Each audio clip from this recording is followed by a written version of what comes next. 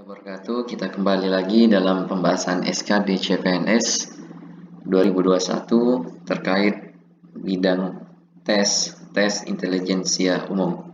Nah, pada pembahasan kali ini kita sama seperti part sebelumnya, kita akan membahas 3 ruang lingkup materi TU antara lain verbal, numerik, dan figural. Nah, pertama kita akan mulai dari verbal dulu. Ini verbal jenis silogisme. Setiap mahasiswa berprestasi terkenal di kampus. Setiap mahasiswa yang aktif dalam pembelajaran pasti berprestasi. Sebagian mahasiswa MIPA terkenal di kampusnya. Kesimpulan yang tepat dari premis-premis tersebut adalah, jadi dari sini kita bisa coba bikinkan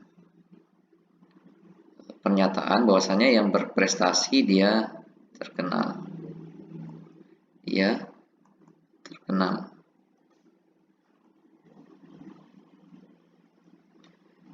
Kemudian yang aktif, mahasiswa yang aktif dia berprestasi. Nah, ini semua ya.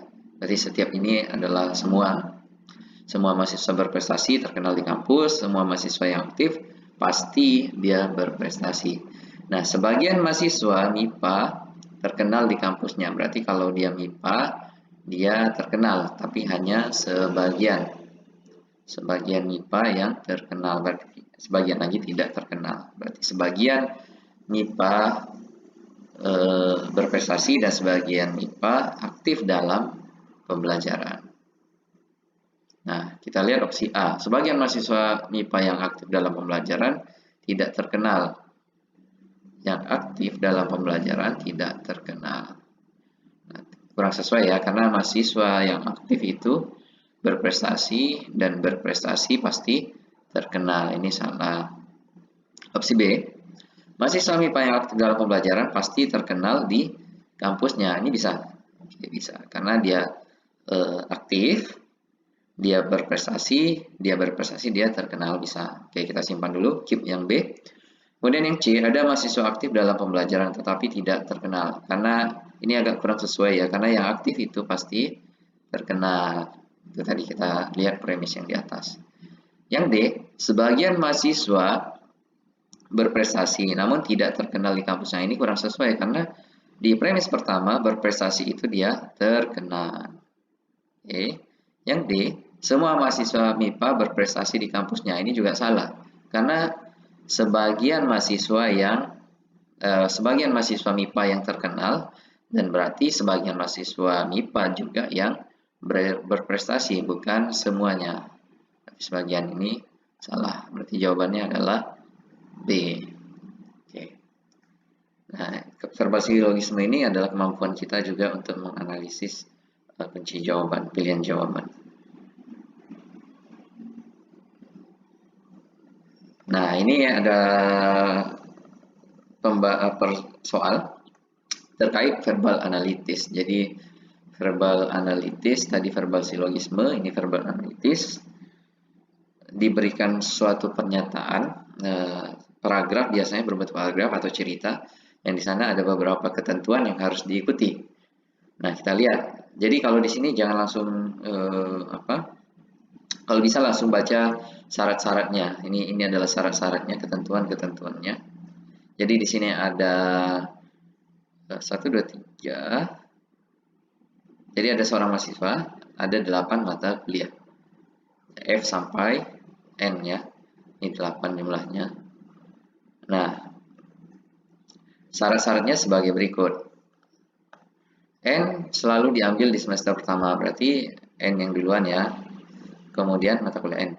F harus diambil segera setelah mengambil mata kuliah G. Berarti setelah G itu langsung F. Kita misalkan di sini dulu. H harus diambil sebelum mengambil mata kuliah F. Berarti H itu pastinya di sebelum G, karena setelah G dia harus F. Bisa jadi 2 atau sebelumnya. J dan M harus dipisahkan oleh 2 semester yang berurutan. Jadi J dan M ini harus diberi jarak. 1, 2, 3, 4, 5. Berarti ada 3 lagi ya. Jadi harus ada jarak antara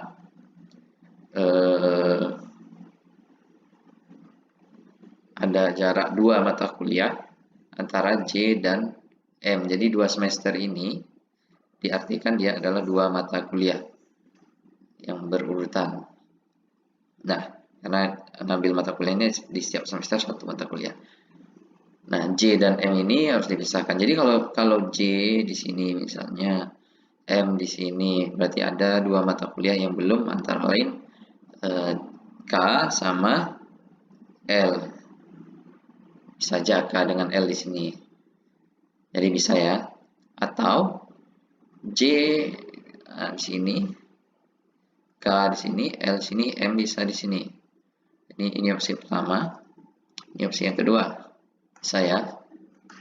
Yang jelas J dan M ini harus dipisahkan oleh 2 semester yang berurutan. Nah, atau bisa jadi J di sini ya kan, K di sini, L di sini, M di sini. Minimal dia harus dipisah oleh 2 semester yang berurutan. Tapi syarat ini kan tidak ada minimal ya, berarti dia harus memang 2 semester yang berurutan. Jadi tidak boleh, artinya dia tidak boleh terpisah kayak gini ya, ini tidak boleh. Dia 2 semester berurutan. Nah, kemungkinan yang terjadi, yang bisa terjadi, kemungkinan yang bisa terjadi adalah di sini JKLM di sini atau JKLM di sini. Maka kita lihat semester tercepat yang dapat digunakan mahasiswa untuk mengambil mata kuliah F adalah semester. Nah, kalau misalnya JKLM-nya di sini, ini F adalah di semester 8. Tapi kalau JKLM-nya di sini, maka F itu paling cepat diambil pada semester ke-4. Jadi semester ke-4. Ya, 1, 2, 3, 4. Oke, ini jawabannya adalah C. Nah, selanjutnya numerik dia berhitung cepat. Nah, ini bisa diselesaikan dengan cepat. Artinya 33,33% ini kita ubah ke pecahan jadi sepertiga ya. Kalau dari berarti kali. Di sini juga 1/8 itu 0,125 tambah 0,043 tambah 0,021. Nah, berarti kalau kita teruskan ini ke bawah, ini teruskan ya. 1/3 dikali itu 0,125 ditambah 0,64. Jadi 0,064 berarti 0,189. Ya. Nah, 0,189 dibagi 3 adalah 0,063. Ini bisa dicoret bagi 3. Ini 63. Nah, itu dia. Jawabannya adalah C ya. Nah, kalau untuk berhitung cepat ini konversi saja, dia langsung ke pecahan atau langsung ke desimal, mana yang bisa dikonversi untuk mengerjakannya lebih mudah. Nah, numerik juga ini format perbandingan kuantitatif. Soalnya adalah bobot paket X adalah 3 kali bobot paket Y. Berarti X itu sama dengan 3Y. Ditambah Z. Nah, ini langsung kita bisa cari. Yang A, Z besar dari sepertiga X. Apakah Z besar dari sepertiga X?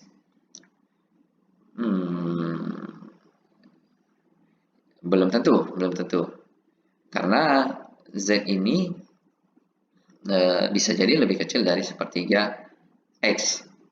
Ya, karena belum tentu. Ini belum bisa.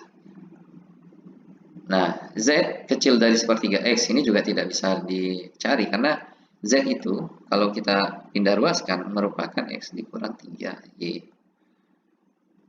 Nah, itu belum tentu apakah Z ini sepertiga X atau Z ini lebih besar dari sepertiga X atau Z ini lebih kecil dari sepertiga X. Nah, yang C, Z sama dengan sepertiga X. Nah, ini juga tidak bisa tidak masuk dalam logika karena Z itu adalah X dikurang 3Y. Oke. Nah, Z lebih besar dari sepertiga Y. Nah, ini juga belum bisa kita tentukan karena Z itu merupakan X kurang dari 3Y.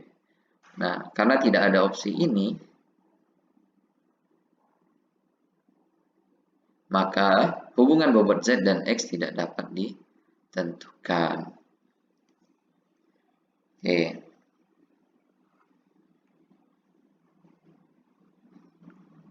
Nah, ini adalah materi figural terkait dengan pola analogi. Jadi ada 3 materi figural itu: analogi, kemudian serial, dan ketidaksamaan ya. Nah, ini formatnya adalah materi analogi, pola analogi. Nah, kita lihat ini ada 2 gambar. Ya, kalau analogi verbal biasanya di sini ada titik 2-nya. Coba kita bisa juga letak di sini titik 2.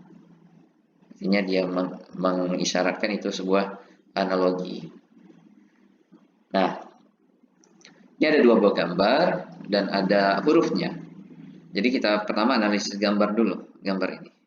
Nah, gambar ini adalah gambar apa ini? Segi apa? Seperti trapesium ya, cuman bukan trapesium.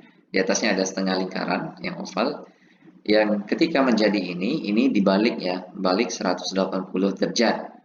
Dan di bawahnya jadi full. Lingkaran apa? Setengah ovalnya tadi jadi full.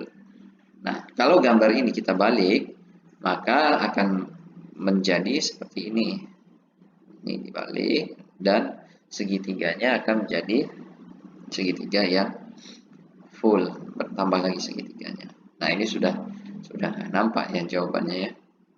Oke, nah kita coba urai satu-satu dulu. Ini dari sisi gambar. Dari segi huruf, ini ada B, ada C, sorry, C, tunggu, yang sebelah kiri ada C menjadi B. Berarti kalau C menjadi B kurang 1 ya, M berarti menjadi J K L ya, L sebelum M.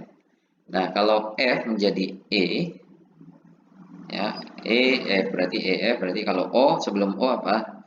N. Nah, kalau E menjadi D sebelumnya berarti kalau N berarti M ya. Nah, dan kalau H menjadi G sebelum H adalah G, maka sebelum Q adalah T.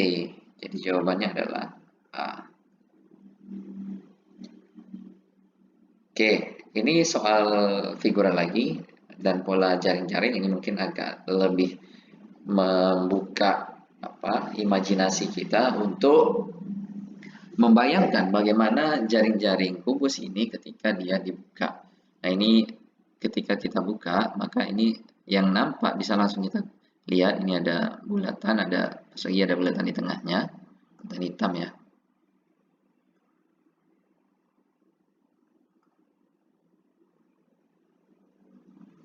Nah, kemudian sebelah kirinya berarti ini ada yang 2. Itu 1, ini 2 ya. Nah, kalau ini dibuka lagi ke atas, maka ada jaring-jaring segitiga yang berbentuk seperti ini yang diarsir. Nah, kira-kira gambar ini mendekati yang mana? Nah, kita lihat yang opsi A, oke. Bisa ya, sesuai dengan ini ya. Opsi B, nah ini kurang sesuai karena segitiganya ada di sini, kemudian yang titik satunya tidak bertetangga, salah ya. Dia segitiga yang diarsir ini bertetangga dengan titik yang 2. Nah, ini yang C juga salah karena yang segitiga diarsir dia bertetangga dengan titik yang 2. Oh, bisa sih sebenarnya kalau misalnya kita buat jaring-jaringnya seperti ini. Bisa, cuman kita lihat ya. Ini maka ini segitiganya di sini. Titik satunya di sini. Titik 2-nya seperti ini. Ini bisa juga kalau kita bukanya dari yang sebelah atas.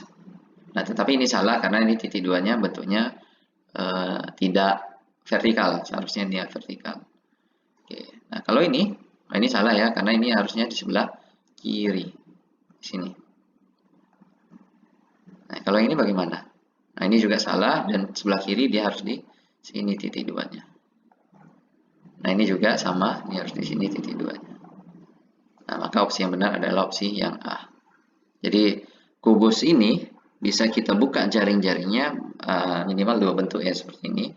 Dari sisi yang ini, ketika yang segitiganya kita bawa ke kiri, dan ini segitiga yang kita bawa ke kanan kita, segitiga tersiernya. Ini tetap, sementara dua gambar ini tetap di bawah. Oke, kita cukup pembahasan kita pada kali ini. Semoga bermanfaat untuk kawan-kawan semua dalam menghadapi SKD CPNS 2021, dan kita akan ketemu di part-part berikutnya. Terima kasih. Assalamualaikum warahmatullahi wabarakatuh.